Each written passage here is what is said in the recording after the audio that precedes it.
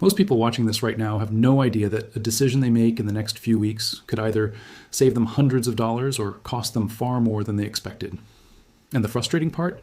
The people who will feel this the most aren't gamers. They're not PC builders. They're everyday Mac users who thought this whole hardware crisis had nothing to do with them. It absolutely does. And once you understand what's actually happening behind the scenes, what billion-dollar AI companies are doing to the global supply chain, you'll realize why waiting might be the worst thing you can do right now. If you're new to Nolan Tech, make sure to subscribe and turn on notifications because we upload new tech videos regularly that help you stay ahead. Let's start at the beginning, because to understand where we are now, you have to understand how we got here. In December 2025, Nvidia's CEO Jensen Huang made a statement that quietly rocked the entire tech industry. He said, and this is a direct shift in company identity, that Nvidia had evolved from a gaming GPU company into an AI data center infrastructure company. On the surface, well, that sounds like a corporate announcement. In reality, it was a signal that the company that built its entire reputation on powering gaming PCs, the company gamers spent decades loyal to, had made a deliberate choice to leave that world behind. Why? Because the money in AI is incomprehensible compared to consumer gaming. In Q3 of 2025, Nvidia's data center revenue hit $51.2 billion. Their gaming revenue in that same quarter, $4.3 billion, that's not a small gap. That's 12 times the difference. When a company sees numbers like that, the direction they move in isn't a surprise. They go where the money is. And for Nvidia, that means building infrastructure for AI companies, not supplying RTX cards to consumers. What followed was a direct consequence of that shift. In early 2026, Nvidia cut gaming GPU production by 30 to 40%. That means the people who were already waiting months for an RTX 5090 or 5080 are now waiting even longer. Not because there's a technical issue, not because of a manufacturing delay. Because Nvidia made a business decision that consumers simply aren't the priority anymore. But here's where it gets worse, and here's where Mac users enter the picture. The real problem isn't the GPU shortage. The deeper, more damaging issue is memory. Specifically, what happened to the global DRAM market starting in late 2025. In October of that year, OpenAI signed a deal with Samsung and SK Hynix for 900,000 DRAM wafers per month. Let that number sit for a second. That's 40% of the entire world's DRAM production. One company, one deal, 40% of global memory supply locked up for AI servers. What's left for everyone else, every PC manufacturer, every laptop brand, every phone maker, every Mac, is whatever's left in that remaining 60%, which now has to stretch across the entire consumer and enterprise market. And then Micron made things worse. Also in October 2025, Micron shut down their consumer brand, Crucial. They announced they would exclusively serve AI companies in enterprise markets going forward. Consumer RAM? Gone from their roadmap. So now, instead of 3 major DRAM suppliers competing for your business, you effectively have 2, Samsung and SK Hynix. And when competition collapses, prices don't stay stable. They climb. This is the part where some Mac users think they're immune. They shouldn't. Here's why. Apple Silicon, the M-series chips that power every modern Mac, uses unified memory architecture. That memory isn't some proprietary Apple ingredient that comes from a secret Apple factory. It comes from the same fabrication facilities, the same supply chains that Nvidia pulls from for its GPU VRAM. When OpenAI locks up 40% of that supply for AI data centers, and when Google, Microsoft, Amazon, and Meta are all simultaneously building out massive infrastructure and competing for the same remaining inventory, Apple is sitting in that same line, trying to secure memory for its chips. The downstream effects are already showing up across the industry. Dell announced price increases of up to 30% on commercial PCs in December 2025. Lenovo preemptively stocked 50% more RAM inventory because their analysts told them 2026 would bring even worse shortages. Apple has stayed quiet. No official price increase announcement yet. But industry analysts aren't waiting for Apple to say something. They're watching the supply chain data and drawing their own conclusions. Mac price increases are coming. The question is when, not if. Storage is following the same trajectory. Hard drives, SSDs, everything that holds data is becoming more expensive because AI data centers are consuming storage at a rate the industry wasn't built to handle. Enterprise hard drives currently have back order periods stretching 2 years, 2 full years. That means if a data center orders drives today, they might not see them until 2027. That pressure on enterprise supply trickles down to consumer pricing. If you were planning to upgrade your Mac's storage configuration at purchase, say from 512 gigabytes to 1 terabyte, expect that cost to be meaningfully higher than it was even 6 months ago. And then there are tariffs. In April 2025, the Trump administration announced sweeping tariffs, up to 145% on goods from China, 32% on Taiwan, and 15% on Japan and South Korea. Apple manufactures in China, Vietnam, and India. Those supply chains don't exist in a vacuum. When import costs rise, the products built from those supply chains get more expensive. The Consumer Technology Association ran the numbers. Their projection, laptops and tablets could see price increases of up to 46%, smartphones 26%, gaming consoles 40%. That MacBook Air or MacBook Pro at $1,000 today could realistically cost $1,160 or more. An iMac currently priced at $2,500 could push toward $3,000. Now, the tariffs were delayed. Implementation pushed to November 2026. But a delay isn't a cancellation. Companies aren't sitting still waiting to see what happens.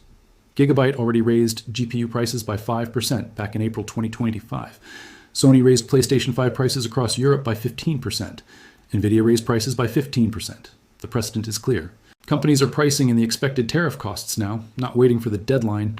Apple has been the outlier so far in staying silent, but their silence doesn't mean their cost structure has been unaffected. If you're enjoying this video and finding it useful, take a second to like the video and subscribe to Nolan Tech. It really helps the channel and lets us keep making detailed tech content like this. Let's talk about what this actually means for you as a Mac user on a practical level, because this isn't just an abstract economic story. This has real, tangible impact on decisions you'll be making in the next few months. The first thing to understand is upgrade costs. If you're considering a new MacBook Pro in 2026, your base model pricing might hold relatively steady for a while. Apple tends to protect base prices for optics, but the upgrades are where the real pain shows up. Going from 16 gigabytes to 32 gigabytes of unified memory, which used to cost around $400, is now heading towards $600 to $700. Storage upgrades from 512 gigabytes to 1 terabyte, previously around $200, are trending toward $350. These aren't small increases. They're the kind of increases that meaningfully change whether a Mac purchase fits your budget. The second thing is availability. Just like we saw RTX 5090 cards sell out in 20 minutes on launch day, Newegg had stock cleared within that window, and Micro Center had only 233 units for the entire United States, leading to resales hitting $9,000 on eBay. The same dynamic can hit Mac hardware when demand surges and supply is constrained. If you've been assuming you can just order a Mac whenever you feel ready and it'll ship in a few days, that assumption is worth reconsidering. Launch day delivery windows for new Mac models could stretch to 2 or 3 months if Apple faces production constraints. Third, the used Mac market is shifting. When new Mac prices climb and new supply becomes unreliable, demand for used Macs goes up. Your current MacBook, which might have had a trade-in value of $300 before, could realistically fetch $450 on the secondary market now. That's the good news if you're selling. The bad news is that if you're trying to sell your current Mac to fund an upgrade, the new Mac you're buying is also more expensive, potentially eliminating the financial benefit of the trade. Fourth, watch the push toward cloud dependency. There's a pattern that plays out every time local hardware becomes expensive. Companies accelerate their push toward subscriptions and cloud services. iCloud storage is already a subscription. If Apple observes that customers are avoiding storage upgrades at purchase because they cost too much, the natural response is to make cloud storage more attractive, more essential, more deeply integrated. The shift from one-time hardware purchases to recurring monthly costs isn't accidental. It's strategically encouraged when hardware margins get squeezed. Fifth, repair costs are going up too. Apple repairs were never cheap. With parts now competing against the same shortage pressures affecting new devices, logic board replacements that were already running $700 to $1,000 could go higher. Display replacements in the $400 to $600 range are facing the same pressure. If something breaks on your Mac in 2026, you're going to feel this crisis in the repair estimate you get back. So with all of this in mind, what do you actually do? What are the smart moves here? The first is to buy now if you genuinely need to, not in 3 months, not after waiting to see if prices stabilize. Now, prices aren't moving on a monthly cycle anymore. They're shifting weekly. Multiple industry analysts who follow the semiconductor market have said publicly that waiting for prices to drop isn't a strategy right now. It's a gamble that's unlikely to pay off. The RTX 5070, which was $520 in December 2025, moved to $570 by February 2026. That's a $50 increase in under 2 months. Mac hardware will follow a similar pattern. If your budget supports it today, today is the right time. The second thing is to max out your specs at the point of purchase. This is more important for Mac buyers than almost any other platform because of a fundamental reality of Apple silicon. Nothing is upgradable after you buy. The memory is soldered to the chip. The storage is soldered to the board. What you configure on day one is what you have for the life of that machine. Choosing the base 8 gigabytes of RAM to save money up front is a decision you'll feel painfully in 2 or 3 years. The minimum you should seriously consider is 16 gigabytes, and if the budget allows 32, that's where you want to be.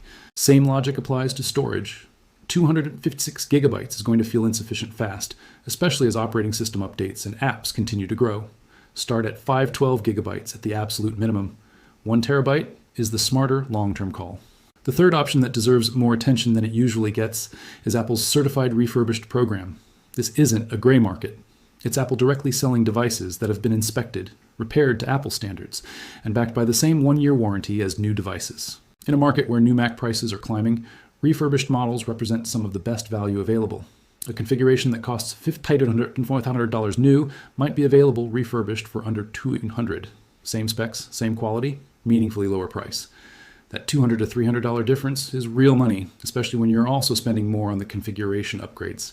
The fourth option is extending the life of what you already have. If you don't have an urgent, pressing need to upgrade right now, if your current Mac is handling your workload adequately, this might not be the moment to make the jump.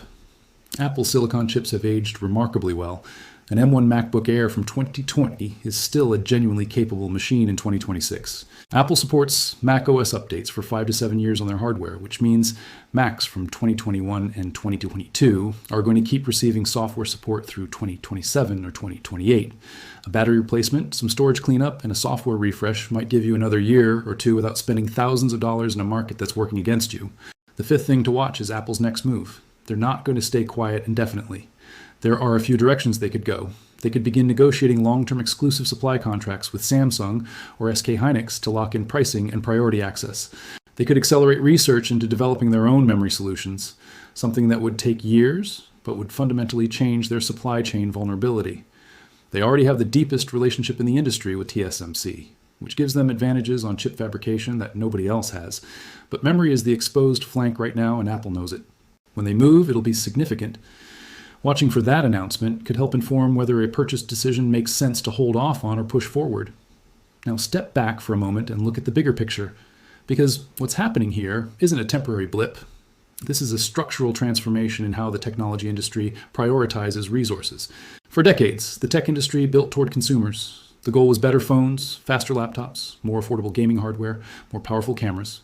Consumer desire drove the roadmap. Companies competed for your dollar, and all that competition kept prices reasonable and innovation moving forward. What's happened over the last 2 years is a fundamental reorientation. AI companies are not buying hardware with consumer budgets. They're buying it with infrastructure budgets. Google, Amazon, Meta, Microsoft, they're spending billions to build data centers that need GPU clusters, memory at scale, and petabytes of storage. That level of spending doesn't just compete with consumer demand. It overwhelms it. When one company, OpenAI, can lock up 40% of global DRAM production in a single contract, the consumer market isn't competing. It's scrambling for what's left. Alibaba's CEO put it plainly. Supply-side constraints are going to be a significant bottleneck for 2 to 3 years at minimum. Bain & Company's analysis identified the direct cause as the rapid acceleration in demand from data center chips. Counterpoint Research flagged that even a 1 to 2% supply imbalance is enough to trigger sharp price increases, and we're operating at 3% imbalances right now. Epic Games CEO Tim Sweeney, who has every reason to watch this market closely, said RAM price increases will be a genuine problem for high-end computing for years to come. Years, not months, not one product cycle. Building new semiconductor fabrication plants, the kind of capacity increase that would actually resolve this crisis, takes 3 to 5 years and requires tens of billions of dollars in capital investment. Even if every major chip manufacturer announced new fabs today, the relief wouldn't show up in supply chains until the late 2020s at the earliest. This is not a situation that resolves with a software update or quarterly production adjustment. What makes Apple's position interesting, and actually somewhat better than most, is their vertical integration. They designed the M-series chips themselves. They're not waiting on Intel or AMD to build something they can use. They have priority access at TSMC, their largest manufacturing partner, that no other consumer technology company can match. That gives them a meaningful buffer that PC manufacturers simply don't have. But it doesn't make them immune. Memory and storage remain the vulnerabilities, and those are sourced from the same market that everyone else is fighting over. At CES 2026, Nvidia broke a 5-year streak and didn't announce a new consumer GPU lineup. Apple made no major Mac hardware announcements. Industry watchers noticed. The silence from both companies isn't coincidence. It reflects a broader hesitation across the industry. Companies are in a holding pattern, waiting to see how the memory crisis and tariff situation resolve before making big commitments. Uncertainty at that level ripples down to consumers as delayed product cycles, limited availability, and pricing pressure. So here's what all of this distills down to for you as someone who owns or is thinking about buying a Mac. The crisis is real.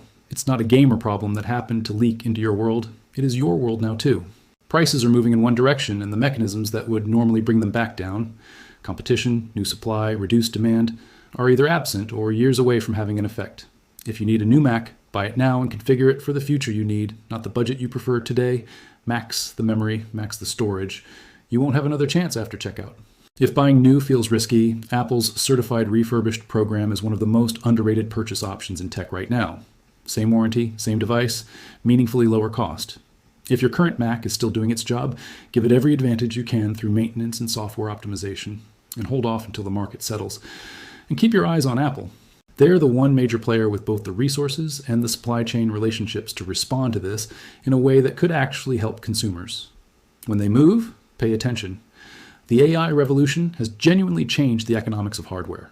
That's not a complaint. AI is producing real capabilities that didn't exist a few years ago, but it has come with a cost that the consumer market is absorbing right now. Being aware of that, understanding the forces at play, and making smart decisions about timing, that's how you navigate this without getting hurt by it. If you found this video helpful, don't forget to like, subscribe to Nolan Tech, and turn on notifications so you never miss future tech videos. Now I want to hear from you.